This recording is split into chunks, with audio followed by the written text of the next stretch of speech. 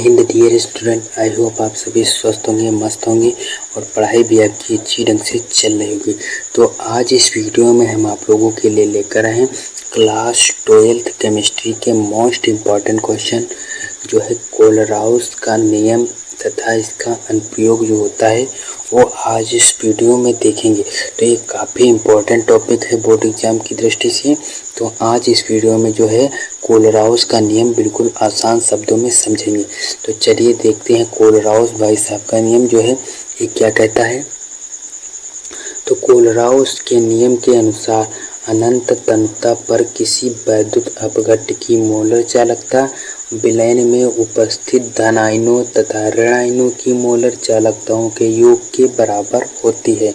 तो ये कोलराउस का नियम क्या कहता है। तो इसको समझने के लिए सबसे पहले हम क्या करेंगे, तो इसको हम समझाने की कोशिश करेंगे, आपको अच्छी ढंग से समझ में भी आएगा। तो जो है हम एक जो है बर्तन ले लेंगे, एक पात्र ले लेंगे। एक हमने जो ये पात्र ले लिया, इसमें जो है इसमें विलयन भरा है, एक पानी भर लेंगे, जल, इसमें एक जल भर लिया और इसमें कोई वैद्युत अपघट्य पदार्थ घोल देंगे। तो इसमें जो है हम NaCl जो है वैद्युत अपघट्य पदार्थ है NaCl। अब जब इसमें जब घोलेंगे NaCl को तो जो है Na जो होगा वो प्लस में टूटेगा और जो Cl है ये माइनस में टूटेगा। तो यही कह रहा है कोलराउस का नियम कि अनंत तन्यता पर किसी वैद्युत अपघट्य यानी NaCl की मोलर चालकता विलयन में उपस्थित धन आयनों तथा ऋण आयनों की मोलर चालकताओं के योग के बराबर होती है। तो ये जो है कोलराउस का नियम क्या है, जो है यही कहता है अनंत तन्यता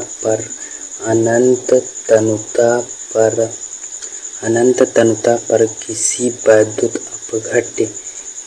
अपघट्य जो हो गया NaCl वैद्युत अपघट्य की मोलर चालकता विलयन में उपस्थित धन आयनों तथा ऋण आयनों की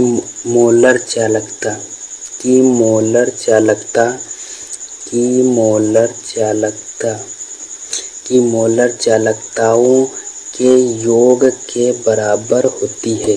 तो इसमें जो है कोलराउस का नियम क्या कहता है, अनंत तन्यता पर किसी वैद्युत अपघट्य की मोलर चालकता विलयन में उपस्थित धन आयनों तथा ऋण आयनों की मोलर चालकताओं के योग के बराबर होती है। जो ये कोलराउस का नियम जो है यही हमारा जो है कोलराउस का नियम हो जाता है और ये जो है कोलराउस भाई साहब का नियम यही होता है। तो ये जो है इस तरह जो आप जो है इसको जो है लिख देंगे बोर्ड एग्जाम में, तो आपको जो है इस नंबर में जो है ये जो टॉपिक है आपको पूरे नंबर देगा। आपको जो है बोर्ड एग्जामिनर जो होगा वो आपको पूरे नंबर देगा। तो ये हो गया कोलराउस का नियम। अब इसके अनुप्रयोग देख लेते हैं क्या है। तो कोलराउस के नियम के अनुप्रयोग वियोजन की कोटि ज्ञात करने में। तो वियोजन की कोटि क्या होती है, किसी सांद्रता पर विद्युत अपघट्य की मोलर चालकता तथा अनंत तन्यता पर विद्युत अपघट्य की मोलर चालकताओं के अनुपात को वियोजन की कोटि कहते हैं। तो वियोजन की कोटि बराबर किसी सांद्रता पर विद्युत अपघट्य की मोलर चालकता अपान अनंत तन्यता पर विद्युत अपघट्य की मोलर चालकता। जो है वियोजन की कोटि जो है ज्ञात करने का फार्मूला क्या होता है, तो ये फार्मूला हो गया अल्फा बराबर लैम्डा C जो है यम अपान लैम्डा इन्फिनाइट यम।